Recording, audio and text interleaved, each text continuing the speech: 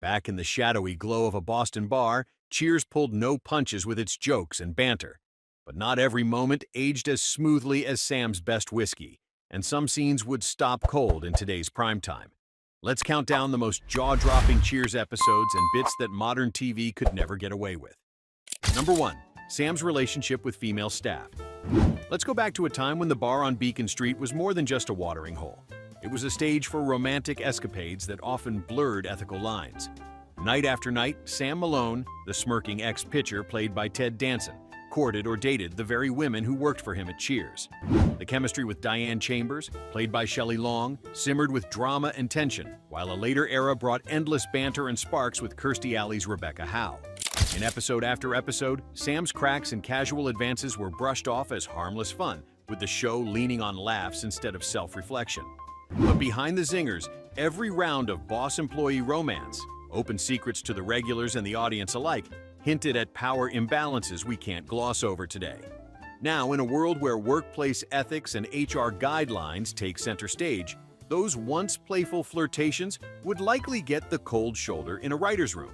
Still, the memory lingers, a reminder of how much the definition of comedy and decency evolves with time.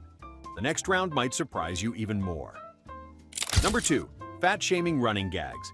The clink of beer mugs and the echo of laughter filled Cheers. But woven into that background hum were constant barbs about weight. Carla Tortelli, played by Rhea Perlman, didn't just razz regulars. Her digs at Norm's size filled almost every episode. The writers spun Norm's appetite and girth into a running punchline, cranking out fat jokes with almost ritual regularity. And it wasn't just Norm. Diane Chambers, portrayed by Shelley Long, found herself the punchline of cringeworthy storylines centered on dieting, self-image, and being too thin. In the 80s and early 90s, body-shaming humor was often seen as harmless fun. But looking back through a 2020s lens, it's startling. Norm's entrances, always greeted with a joke about his hunger or waistline, sometimes even shaped whole story arcs. Cheers won 28 Emmys and closed its doors in 1993. But the laughs it once got from body-based jabs now land with a thud. Today, those running gags feel uncomfortable, a reminder of how much our pop culture standards have changed. As we refill our glasses, let's toast to comedy that doesn't come at someone else's expense. Number 3. Cliff's offensive one-liners. The clang of Cliff Clavin's voice was as much a fixture of Cheers as Norm's endless bar tab. You could always count on Cliff to drop a fun fact with a wink and a smirk. But sometimes his bits landed with the subtlety of a dart to the drywall. Through seasons 3 and 4, Cliff's trivia took some sharp turns, swerving into old-school stereotypes about women, riffing on nationalities, or tossing off cringeworthy lines that leaned hard on his character's almost gleeful ignorance. The writers used Cliff's gaffes as easy gags, baiting eye rolls and rim shots from both the barflies and the audience at home.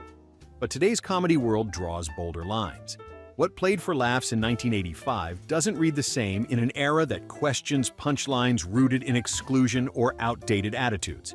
Cliff was crafted as Boston's lovable buffoon, yet his punchlines now serve as reminders of where sitcom humor has evolved and what it consciously leaves behind. The shuffle of his postman's feet, a wisecrack in midair, and suddenly the room feels tenser. Makes you wonder, what other classic moments got the axe in today's writers' rooms? Number 4. Diane being slapped in Rescue Me. The air crackled with tension in the season 4 finale of Cheers. Suddenly, in front of a live studio audience, Sam Malone did something TV would never dare today. He slapped Diane Chambers. The gesture, delivered to snap her out of what the script called hysteria, earned thunderous laughter from the crowd in that 1986 moment. Back then, physical comedy, even when it crossed the line between genders, was often played for laughs, with network censors looking the other way if the tone stayed light. Today there is no comedy in violence, no matter the intent or punchline. Modern networks would pull the plug instantly, and audiences would shout down any trace of humor in such a scene. What once slipped by as slapstick now reads as out of touch and flatly harmful. The shock of Sam's slap lingers, not because it's funny, but because it reveals just how drastically our standards for what lands as a joke have changed over the years. The echoes of that studio laughter fade, replaced by uneasy silence as we step into the next chapter of Cheers' controversial history. Number 5. Norm's drinking gags played for laughs. Foam-topped mugs and deep belly laughs. Norm Peterson was Cheers' reigning king of the barstool. Every episode, starting in 1982, you'd count on hearing a round of Norm whenever he walked in. With actor George Wendt's lovable delivery, Norm's attachment to his beer became the running joke, week after week.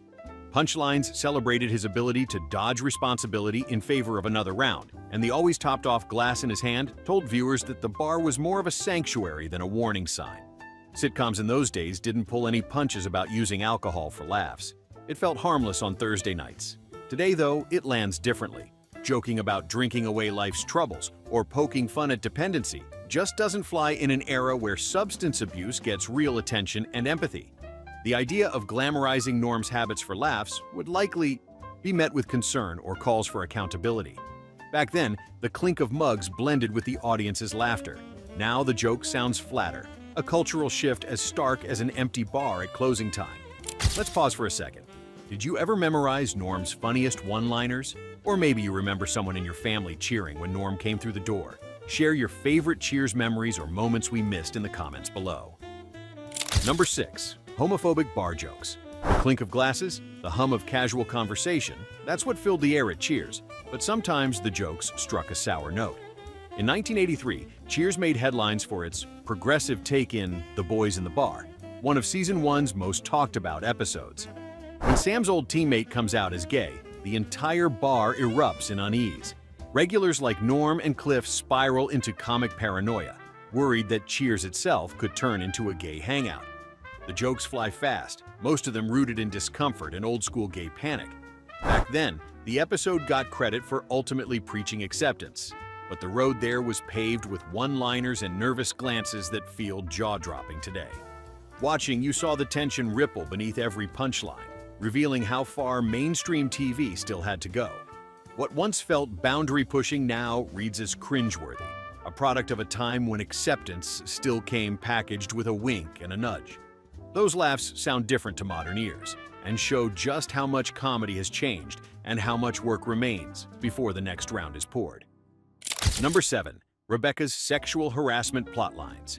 You can almost hear the clink of glasses and the raucous laughter from the bar, but behind the laughter lurked storylines that would raise eyebrows today. In the late 1980s and early 1990s, Cheers introduced Rebecca Howe, played by Kirstie Alley, as the smart, ambitious manager who couldn't seem to escape being the butt of her boss's jokes, or their advances. Corporate tycoon Robin Colcord, a recurring figure in seasons 7 and 8, made unwanted pursuit of Rebecca a running gag. His harassment, often brushed aside as slapstick or charming persistence, shaped entire subplots. Viewers once chuckled as Rebecca's dignity became fodder for the show's mischievous humor, but looking back, the tone feels jarringly out of step. It wasn't just Robin. Rebecca faced leers, innuendo, and uninvited flirtation from bosses and patrons alike, rarely receiving the support or outrage such behavior would now attract. The camera lingered just long enough for the punchline, then swiveled away, leaving viewers to shrug it off. Today, these scenes stand stark in a new light, reminding us that yesterday's laugh track sometimes drowned out moments that deserved a different response. Next, another Cheers moment we rarely discuss, one that might leave you shaking your head. Number 8. Coach mistaking mental illness for comedic. Confusion. You can still hear the affable mumble of Ernie Coach Pantuso, his lines bobbing between endearing confusion and comic timing. Played by Nicholas Colasanto, Coach was a staple of Cheers from its 1982 debut, instantly winning over audiences with his gentle smiles and head-scratching mistakes. The laugh track lit up every time he mixed up names, forgot the simplest tasks, or wandered into oddly blank stares. Back then, these gags, especially in the first and second seasons, were seen as harmless fun, a lovable eccentric in the long shadow of the bar. But seen through today's lens, these recurring moments echo with a different tone. Lines like his famous, "How's life treating you?" often doubled for a clueless leap into the next bit, a writing approach shaped by an era far less attuned to the realities of dementia, cognitive decline, or neurodiversity. Audiences in the early 80s saw Coach as pure heart, but today's scripts would almost certainly reframe or rethink these running jokes. As we recall his cheerfully befuddled grin, we glimpse how humor's boundaries have quietly shifted. making Coach's old-school charm a bittersweet signpost of changing times. Number 9. Carla's ethnic stereotype punchlines. You could almost hear the studio audience ready themselves whenever Carla sidled up to the bar with a smirk.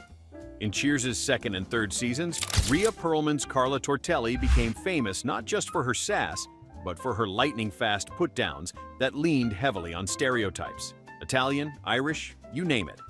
Each rapid-fire quip drew not just laughs, but a certain tension, a sense that she was poking right at the edges of what a primetime sitcom could say. In the mid-1980s, this was sitcom gold, matching the era's anything-goes flavor. But today, jokes hinging on thick accents, oversized family tropes, and exaggerated backgrounds feel wildly out of bounds. Modern writers shy away from this exclusionary poke fun, mindful of who gets the last laugh. Still, for many fans, Carla's zingers offered up a sense of rowdy authenticity, even as they landed sharper than the bar's oldest shots. These punchlines may have electrified the room, but time has changed what rings true. As we slide down the bar to the next memory, we're reminded how comedy, and what it targets, has evolved. Number 10.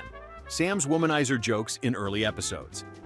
In the dim amber glow of Cheers' first season, Sam Malone's smooth-talking swagger was the engine that kept the laughs coming. As played by Ted Danson in 1982, Sam wasn't just the former pitcher-turned-bar owner, he was Boston's most persistent flirt, known for shameless pickup lines and eyebrow-raising comments aimed at patrons and staff alike. Jokes about closing with women or sizing up newcomers with a wink became a core part of the show's banter. Today, these relentless advances wouldn't just stop the party, they'd set off workplace alarms. His cheeky one-liners, celebrated at the time as harmless fun, now read as outdated and uncomfortable, with modern standards around respect and harassment worlds away from those first nights at Cheers. Yet back in those early episodes, Sam's mix of charm and brazenness made him TV's lovable bad boy, drawing viewers to root for his redemption. Listening now, you can almost hear the clink of glasses and laughter, reminders of a culture in flux, and how quickly the rules inside your favorite barroom can change.